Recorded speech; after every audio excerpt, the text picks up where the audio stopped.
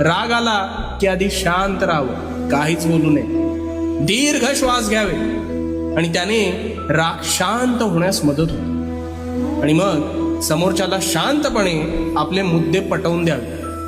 आता तू प्रामाणिक असशील तर त्यालाच खजील झाल्यासारखं होईल बघ. इथेच तू जिंकतोस. प्रत्येक परिस्थिती शांतपणे हाताळणं हीच तुझी खरी सत्व परीक्षा आहे.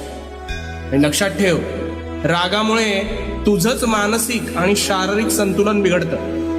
आणि या कलियुगात राग धरून ठेवू नकोस रे. समोरच्याला माफ करण्यात सुद्धा मोठं काळीज लागतं.